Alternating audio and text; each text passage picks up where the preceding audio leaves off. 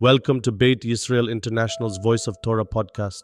I am Gadi Ephraim, honored to guide you through Tikkun Brit Hadshah Parashat Miketz 5785 and explore the profound theme, the witness of Jewish Yeshua Ha Tzaddik as the spirit of prophecy, with host agents Abraham and Sarah. As we delve into the teachings of Parashat Miketz, we are reminded of the dual ends it signifies, the end of darkness and exile, and the dawn of redemption and divine purpose. The prophetic role of Jewish Yeshua Ha Tzaddik calls us to embrace the light of the Torah, align ourselves with God's will, and participate in the transformative power of the Spiritual Jubilee. In Tikkun Brit Hadshah Book, Jewish Yeshua Ha Tzaddik is described as embodying the spirit of prophecy, reflecting the prophetic mission to proclaim divine truth, repentance, and redemption. Rooted in Torah, his teachings align with the Jubilee's message of restoration and liberation of spiritual and physical world. In Jewish thought, the Tzaddik serves as a vessel of divine light, and Jewish Yeshua exemplifies this role, calling us to overcome baseless hatred with unconditional love and work toward unity and ultimate redemption.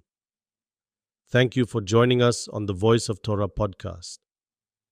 May these teachings inspire faith, love, and commitment to God's mission. Be blessed. Welcome back, everyone, for another deep dive with us.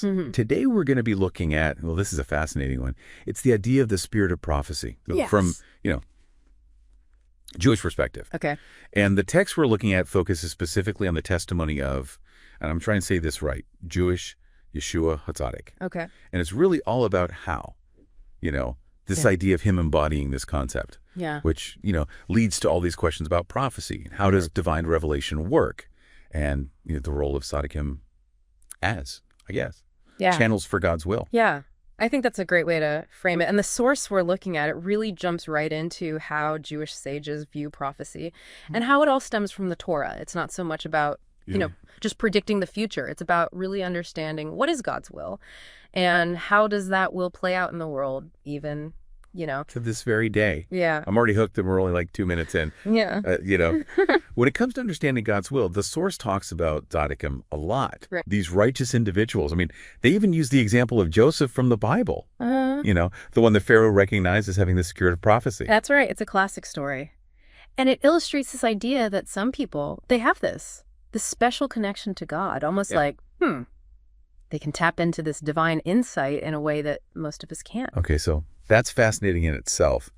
But then the source takes this even further.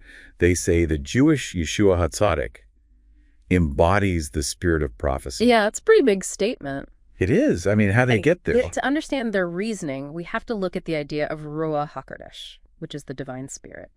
And the source, it suggests that Jewish Yeshua Ha Tzaddik didn't just talk about prophecies, but he actually lived them. His actions, his whole being was a reflection of God's will. Okay. I'm starting to see what they're getting at. And that brings to mind.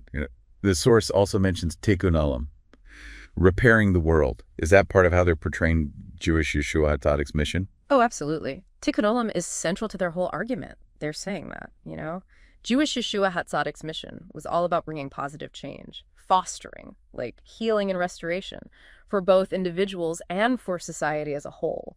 And that's where the Jubilee year comes in. You mean the Jubilee year from the Torah, the time of liberation and renewal and all that? Exactly. The source claims that Jewish Yeshua Ha Tzaddik proclaimed a spiritual jubilee, which, might sound a bit abstract. But to really grasp it, we need to look at what the Jubilee year traditionally means, like how Rabbi Moses Nachmanides, or Ramban as he's often called, explained it. Okay, so we got Ramban, Jubilee, the spiritual version of it. Lay it on me. So for Ramban, the Jubilee, it wasn't just symbolic. He saw it as this God-given mechanism to reset society, like a time to restore balance by freeing those who are unjustly imprisoned, forgiving debts, and really addressing systemic injustices. All right, I think I'm starting to see where the source is going with this, but how do they specifically connect all of this to Jewish Yeshua Ha Tzaddik's action? They argue that his entire ministry was focused on this idea of spiritual liberation, Like when he healed the sick, when he challenged oppressive social norms, when he advocated for the marginalized. All of these actions, they were reflections of the core principles of the Jubilee year. So they're saying that prophecy isn't just about words. It's about taking action, about actually working to make the world a more just and balanced place. You got it. That's the heart of their argument. Wow. And they even back this up by referencing some big names in Jewish thought, like Rambam and Midrash. Right, they use these authoritative figures to show that this concept of prophecy as divine testimony, it's not something new. It's deeply rooted in Jewish tradition. So where does Jewish Yeshua Ha Tzaddik fit into all of this? They're presenting him as a tzaddik, whose teachings and actions carry a divine authority. By studying his life, we can understand what it means to live in harmony with God's will. It seems like we keep coming back to this idea of the tzaddik. They're clearly not just any holy person. You're right. They play a very specific role in the source's understanding of prophecy, and they draw a lot on the teachings of Gadi Ephraim to explain this. It's not just about personal piety.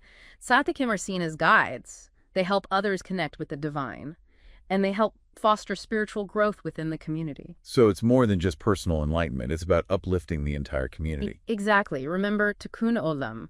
The source suggests that the tzaddik is a vital part of that process of repairing the world. It seems like the source keeps emphasizing the Torah as the foundation for all of this. Are they saying that true prophecy has to be rooted in the Torah's teachings? Absolutely. They see the Torah as the bedrock of authentic prophecy. Does that mean that a tzaddik, with their connection to God, can interpret the Torah in a way that reveals its deeper meaning and then guide others toward understanding it? Exactly. They embody the Torah's wisdom and illuminate the path for others to follow.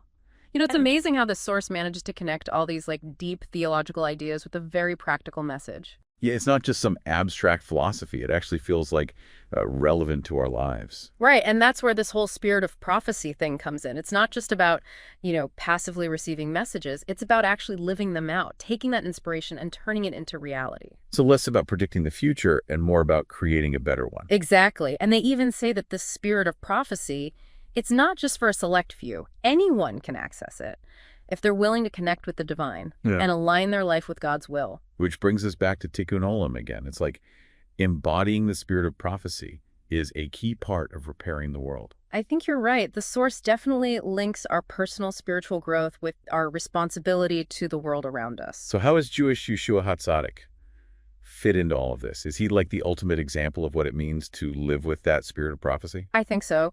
The source uses his life as a model for how we can live these ideas. His teachings, his actions, his compassion, it all points to what it means to embody that divine spark and use it to make a positive impact. What's interesting is that the source acknowledges that Jewish Yeshua Ha Tzaddik was a controversial figure. He challenged the status quo. Right, and that's an important point. True prophecy often comes at a price. When you speak truth to power, when you challenge injustice, when you stand up for those who are marginalized, it disrupts things, and people might push back. So it's not some romanticized view of prophecy. Yeah. They're being real about the challenges. Absolutely. And I think that makes their message even stronger. It's not about waiting for some perfect world. It's about engaging with the world we have and trying to make a difference, even when it's hard. I love that. It's like they're calling us to step up, to recognize that we all have a role to play. Exactly. You don't have to be perfect. You don't have to have all the answers. Just show up, listen to that inner voice, and act with compassion and courage.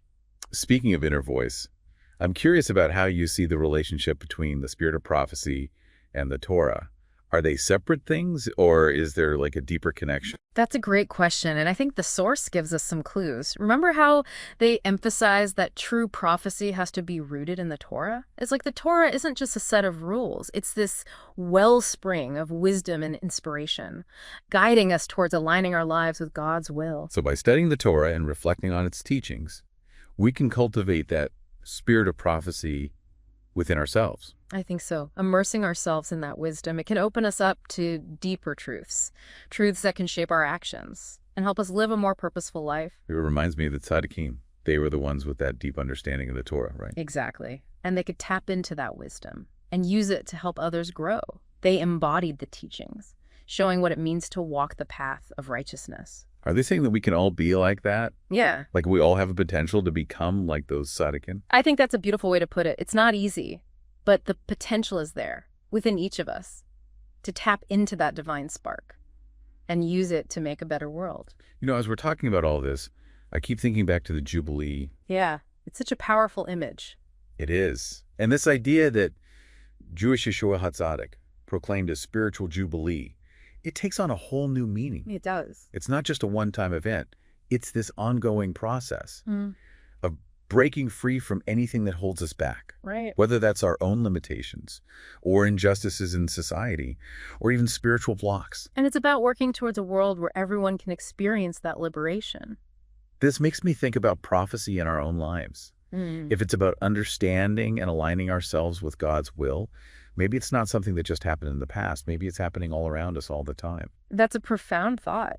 Maybe prophecy isn't just about predicting the future, but about recognizing the good that's already here and nurturing it. So we're not just waiting for some big revelation. Yeah. We're actively participating in God's plan. Exactly. And maybe that's what it means to embody the spirit of prophecy, to see the world through a lens of possibility, to see the potential for good in everyone, and to act with courage and compassion. Wow. This has been such an eye-opening conversation. I feel like I have a whole new understanding of prophecy now. Me too. And I hope our listeners are feeling inspired and recognizing that they too have the power to make a difference. You know, it's like they're saying we need to be more than just bystanders. We got to actually do something with all this. Right. It's like an invitation to be part of this whole story of redemption, to actually embody that spirit of prophecy ourselves in whatever way we can. And they keep coming back to Jewish Yeshua Ha Tzaddik. Like he's the prime example of what that looks like. Yeah, he's like the model, not just understanding the Torah, but really living it out, showing how powerful it can be in the real world. So it's not just head knowledge. We got to put it into practice. Exactly. Take that understanding and turn it into action, into real expressions of compassion, justice, love. That makes me think about Tikkun Olam again.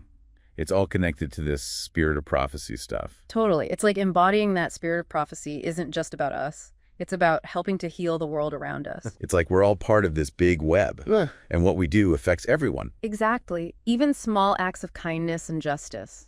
They all contribute to Tikkun Olam. That's a powerful thought, especially in the world today. Absolutely. When things feel so divided and messed up, it's a reminder that we can all make a difference. And the source keeps saying that this power comes from the Torah.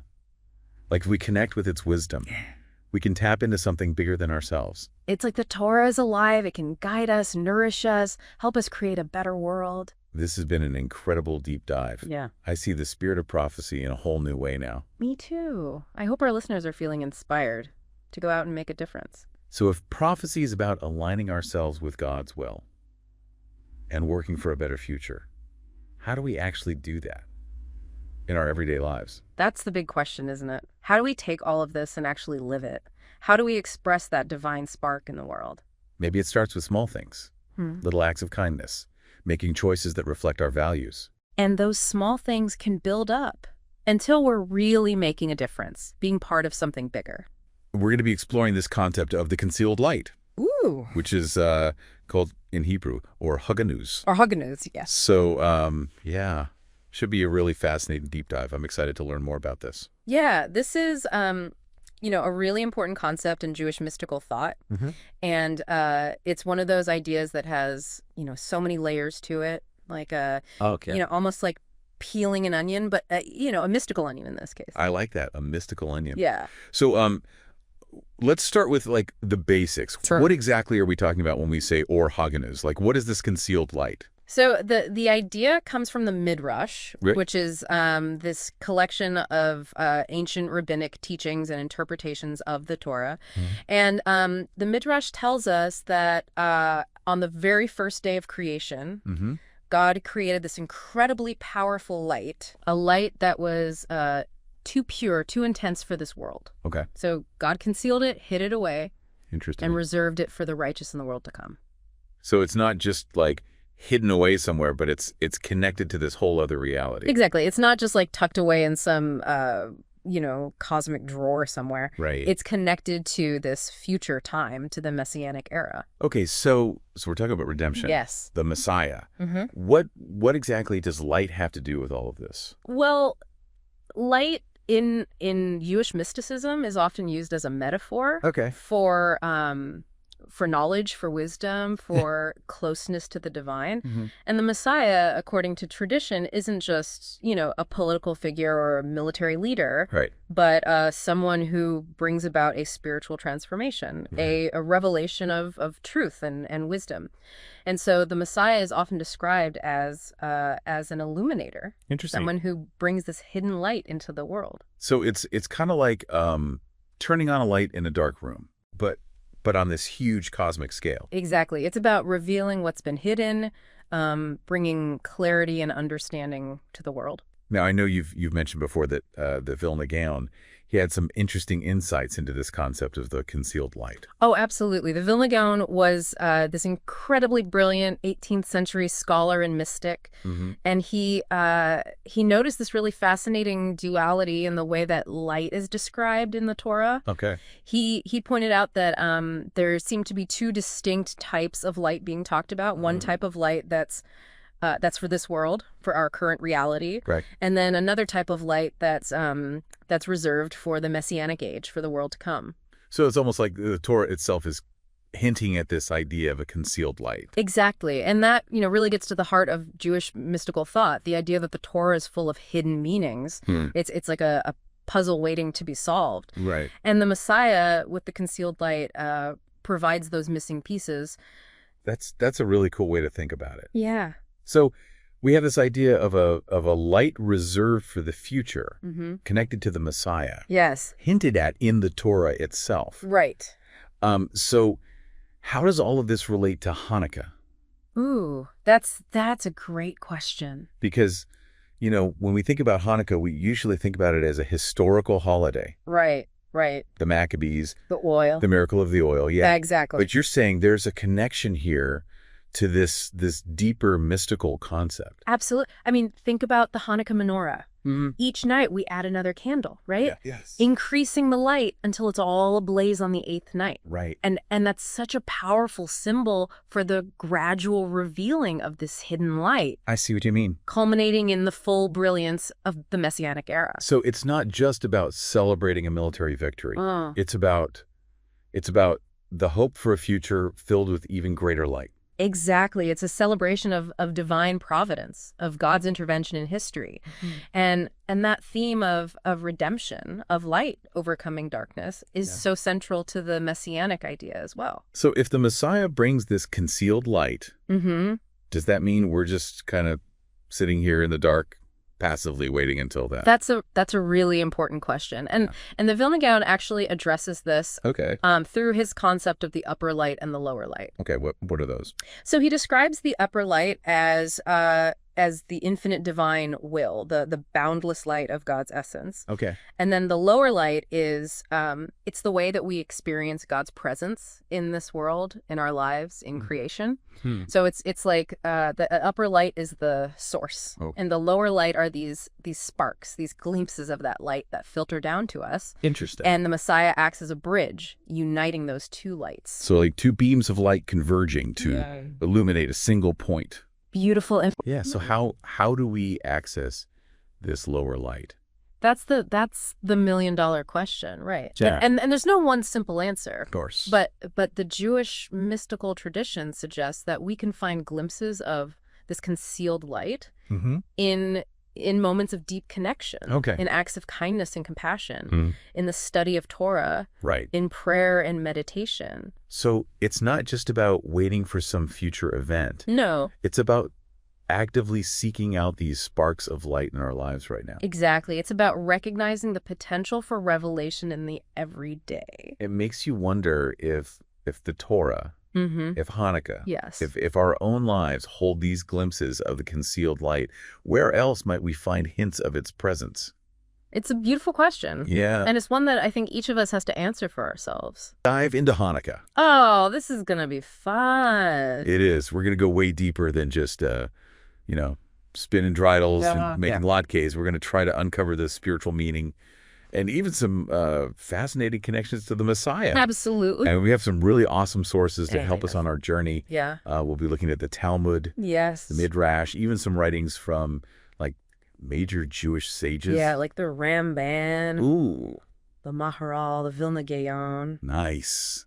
So Get ready for some serious mind expansion. You got it. Because this deep dive is about to get very interesting. You know, what's always kind of captivated me about Hanukkah is that it really serves as this incredible model for understanding the messianic light. Okay, I'm intrigued. So, first of all, what is this messianic light, and how does Hanukkah help us understand it? Well, think about the menorah, right? Right. Each night we add another candle. Right. And gradually we increase the illumination. Well, that's a symbol of how we gradually unveil this hidden divine light. Oh, okay. That's actually within creation itself. So it's like each candle is like bringing us closer to like revealing this deeper truth. Yeah. That's a great way to put it. Yeah. And this idea actually ties into this concept of tikkun. It's a Hebrew word that essentially means rectification. Okay. The idea that we actually have a role to play in repairing the world and bringing it closer to a state of wholeness. Oh, wow. I like that. So the increasing light of the Hanukkah candles actually represents our own efforts in this process of tikkun. Okay, so that's beautiful. But how does this connect to the Messiah? Right. Well, there's this fascinating story in Midrash. The Midrash is basically, this collection of Jewish stories and interpretations of the Torah. Okay. And it tells us that the first light created was actually too pure for this world. Yeah, and had to be hidden away. Like it was reserved for the righteous in the world to come. Now, this raises such an interesting question. Okay, yeah. Is this hidden light the same light that the Messiah is destined to reveal? Chills, literal chills. Like, is the Messiah just like the ultimate candle lighter, revealing this light that's been hidden since creation? Exactly. And this idea is echoed in the writings of, a lot of prominent Jewish sages. Like, for example, the Ramban connects the light of Hanukkah to the Messianic era, a time when God's presence will be fully revealed in the world. Okay. Yeah. And speaking of light, we can't talk about Hanukkah without talking about the miracle of the oil. Of course. The oil lasting for 8 days. It always felt to me like just a kind of simple, beautiful story of divine intervention. But I'm sensing there's more to it. You are so right. You are so right. Okay. The Maharal, who was this incredible Jewish philosopher, saw this miracle as this demonstration that salvation ultimately comes from God. Right. Like we can't achieve it just through our own efforts. So it's like that tiny bit of oil. Yeah. It's kind of like a metaphor for how we're sustained by something beyond ourselves. Yes. And this ties in beautifully to the messianic idea. Just as the oil kept that menorah burning, the divine light sustains the Jewish people, guiding us through, darkness and towards redemption. That's a powerful image. It's like Hanukkah isn't just about celebrating light. It's about celebrating resilience and hope, even when things seem impossible. Yeah. And this brings us to another really crucial aspect of Hanukkah, rededication. Okay. It's not just about lights and oil. Right. It's about remembering how the Maccabees fought to reclaim and purify the temple after it was desecrated. So it's not just about physical cleaning. Right. But like spiritual renewal as well. Absolutely. It's about rededicating ourselves to what truly matters, right? Our connection to God, to our values, our commitment to making the world a better place. Now, I want to ask you, listener, what does rededication mean to you personally? What aspects of your life could benefit from a little spiritual spring cleaning? It's such a good question. It's like, it makes Hanukkah so personal. It's not just a historical event. It's about taking stock of your own spiritual life and saying, okay, what do I need to recommit to be the best version of myself? And it's so fascinating how this concept of rededication ties into the story of, Jewish Yeshua. Wait a minute. Yeah. There's a connection between Yeshua and Hanukkah. Yes. Tell me everything. So the Tikkun Brit Hadshah actually describes Jewish Yeshua walking in Solomon's porch during Hanukkah. Okay. It's a really small detail. Right. But Solomon's porch wasn't just any place, So why was it a big deal that he was there during Hanukkah? It was a place of gathering, teaching, prayer. it was seen as like this remnant of the first temple. Wow. Like imbued with a special spiritual energy, right? Oh. So the fact that Yeshua was specifically there during Hanukkah suggests this deep connection between him and these themes of the holiday, you know? Rededication, spiritual renewal, the unveiling of divine light. Okay, that makes total sense. Yeah. I never even realized there was a Hanukkah connection in Yeshua's story. Right. This is adding a whole new dimension to the holiday for me. It totally is. And this is where things get really interesting. Okay, I'm so ready. Hit me with it. What's next? So Jewish mystical tradition, Kabbalah, takes this idea of a hidden light and connects it directly to the Messiah. Like the Zohar, which is one of the most important Kabbalistic texts, describes the Messiah as the embodiment of this primordial light, or Haganuz, that was hidden away at creation. So the Messiah is like a walking, talking representation of that pure original light. Exactly. Yeah. And this connection is further emphasized by like the Vilna Gaon, who was, another prominent Jewish scholar. He saw the 8 days of Hanukkah as like pointing towards this transcendent state of holiness. He believed that this 8-day period actually hinted at the spiritual renewal that the Messiah would ultimately bring. Okay, I'm seeing a pattern here. 8 days, 8 candle. Like the number 8 seems really significant when we talk about the Messianic era. You're picking up on something really important. Okay. In Kabbalah, the number 7 represents the natural world. You know? 7 days of creation. Exactly. But 8 represents something beyond that. It represents a connection to like the supernatural realm. So if 7 is the natural world, then 8 is like the world transformed by the Messianic light. Yes. That's a great way to put it. It's about transcending those limitations of our current reality and stepping into this higher level of existence, right? A world where the hidden light is fully revealed. Okay, so you keep mentioning Kabbalah. Right. And it always sounds a little mysterious and complex to me. It can be. Can you break it down for us a little bit? Sure. Like what exactly is Kabbalah? Yeah. And how does it approach Hanukkah? Okay. So Kabbalah is often called like Jewish mysticism. Okay. But it's really more about like delving into these deeper hidden meanings within Jewish tradition. It's about uncovering the spiritual energy that flows through everything. Wow. Connecting us to a higher source. When it comes to Hanukkah, Kabbalah sees it as an opportunity to tap into that hidden light within ourselves. Oh, so it's not just about like the external lights, the menorah candles, but about igniting a light within. Yes, exactly. Okay. And that's where the teachings of the Hasidic masters come in. Okay. They provide us with like these Rebbe Nachman, who is another Hasidic master, taught that recognizing this inner light actually empowers us to bring about positive change in the world. So it's like the more we cultivate our own inner light, the more we can illuminate the world around us. Precisely. It's this beautiful concept of interconnectedness. By tending to our own spiritual growth, we contribute to the collective good. And that, in essence, is what Tikkun Olam, the repair of the world, is all about. This is starting to feel less like a history lesson. And more like a spiritual guidebook. Totally. Hanukkah is so much richer than I ever imagined. And we've only just scratched the surface. Oh, no. There's so much more to explore. Okay. But before we go any further, I want to bring us back to something you mentioned earlier, the miracle of the oil.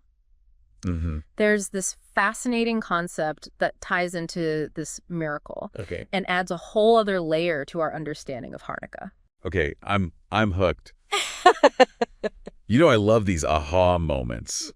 What's this new concept? Okay. It's the idea of hidden miracles. Hidden miracles. Okay. Yeah, these subtle everyday wonders that we often just overlook. The miracle of the oil wasn't just about a physical substance lasting longer than expected. It was a demonstration of faith. A reminder that even when things seem impossible, there's a power at work that can bring about these unexpected outcomes. So you're saying that Hanukkah is encouraging us to look for these hidden miracles Yes. in our own lives. It's about shifting our perspective. It's about recognizing these subtle ways that we're being supported and guided and maybe even nudged in a certain direction. It's about, being open to the possibility of divine intervention, Right. even in the most mundane parts of our lives. This reminds me of something we talked about earlier about like how the Messiah's arrival. It's often seen as this sudden event, but it could also be like a gradual unveiling of something that's always been present. Right. It's like these hidden miracles are like these little glimpses of that messianic light. Yes. Hints of this greater transformation Right. that's already underway. That's a beautiful connection. And it speaks to the deeper meaning of Hanukkah. It's not just a celebration of the past. Right. It's a blueprint for the future. Wow. By recognizing the hidden miracles in our own lives, we open ourselves to the possibility of a world infused with the messianic light. I love that. So we're not just waiting for the light to come. Right. We're actively participating Exactly. in creating it by recognizing these miracles that are already happening. Exactly. And this ties back to the idea of rededication. Just as the Maccabees rededicated the temple, we are called to rededicate ourselves to living a life of awareness, of gratitude, and of faith. This deep dive is truly transformative. Right. I'm starting to see Hanukkah in a whole new light. Speaking of light, Yes. I can't help but think back to Yeshua walking in Solomon's porch during Hanukkah. Yeah. What was the deeper significance of that location? Why Solomon's porch? That's a great question. And it leads us to the heart of what Solomon's porch represented in Jewish tradition. Remember, it wasn't just a random gathering spot. It was considered like a remnant of the first temple, a physical link to a time of immense spiritual power. Okay, so it was a place imbued with like history and meaning. Right. But how does that connect to Yeshua's presence there during Hanukkah? So Solomon's porch was a place where people came to pray, to study Torah, to connect with God. Right. It was a place of spiritual seeking. Okay. And in the context of Hanukkah, a holiday that celebrates the rededication of the temple.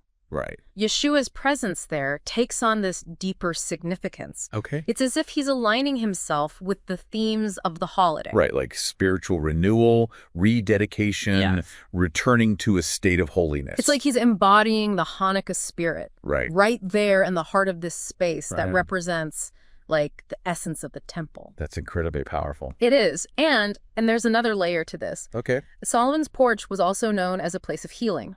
Oh, wow. A place where miracles were said to occur. So are you suggesting that Yeshua being there during Hanukkah might be hinting at his own role as a healer? Yes. As a bringer of miracles? Precisely. It's another piece of the puzzle that connects Yeshua to the themes of Hanukkah and to the concept of the messianic light. Okay. Just as the Hanukkah lights dispelled the darkness of the temple's desecration, so too does the Messiah bring healing and restoration to a world in need of repair. Wow, this is getting deep. Oh, I know. We've gone from like latkes and dreidels to like Kabbalah in the Messianic era. I know. All through the lens of Hanukkah. And yet there's one more crucial element that we haven't discussed yet. Okay. An element that might completely shift your perspective on Hanukkah and its connection to our own lives. Okay, you've definitely piqued my curiosity. What's this final piece of the puzzle? I'm on the edge of my seat. Lay it on me. What is it? It's the concept of free will. Free will. Yeah. I never would have guessed that. Right. How does that connect to Hanukkah?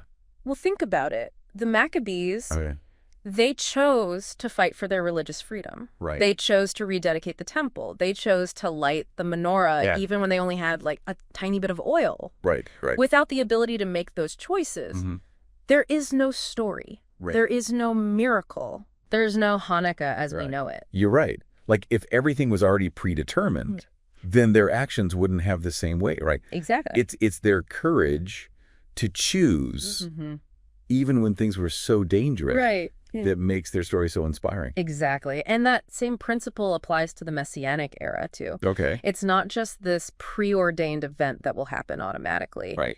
It depends on our collective choices. Okay. Our willingness to create a world that's actually ready to receive that kind of transformative light. So we're not just passively waiting for the Messiah. Right. We're actively participating in making it happen. Yes, exactly. That's a lot of responsibility. It is a lot of responsibility. Every choice we make, Right. every action we take contributes to the overall energy of the world. Wow. We're either moving closer Okay. to that state of harmony and light, Right. or we're moving further away. That's powerful. It's like we're all holding these little pieces of a puzzle, right? Yes. And it's up to each of us Yeah. to decide how those pieces fit together to create this bigger picture. And that brings us back Okay. to those hidden miracles we were talking about earlier. Every time we choose kindness over cruelty, Right. every time we stand up for what's right, every time we choose hope over despair, Right. we're creating a tiny miracle Wow. that contributes to that tapestry of light. It's like we're all these miniature Maccabees fighting our own little battles against the darkness, right? Yeah. And lighting our own menorahs, even when the odds are stacked against us. Beautifully said. Thank you. And remember, you know, the sages teach that the light of the menorah, Yeah. it's meant to shine outward. Right. It's not just about our individual choices. Okay. It's about inspiring others to make those same choices. So it's about leading by example, showing others that it's possible to create light, even in the midst of darkness. Exactly. That's the true Hanukkah spirit. Right. Yes, it is. It's about sharing that message of courage, of resilience, and of faith in the power of good to overcome even the darkest of times. Wow. This deep dive has been incredible. It has. Hanukkah will never be the same for me. I know. We've covered so much, from like the historical context to these mystical teachings, from hidden miracles to the power of free will. Yeah. I have a feeling our listeners are going to need some time I think so too. to process all of this. Yeah, there's a lot to unpack here. Yeah. But that's the beauty of these deep dives, isn't it? It is. We start with something familiar and Yeah. we end up uncovering this whole universe of meaning. Well said. Before we wrap up, I have one final question for our listeners. Okay. If Hanukkah is all about revealing this hidden light, right, and making choices that contribute to a brighter future, what can each of us do to embody that spirit? Right. Not just during Hanukkah, but all year round. That's such a wonderful question to ponder. Ultimately, the true meaning of Hanukkah Right. isn't just about understanding these concepts. It's about living them. It's about making those brave choices, Yeah. big or small, Yes. that bring more light into the world. It's about recognizing and celebrating those hidden miracles and inspiring others to do the same. Yes. Hanukkah isn't just a holiday, it's a call to action. Beautifully put. Thank you. So as we light our menorahs this year, Yeah. let's remember that we're not just commemorating an ancient victory. Right.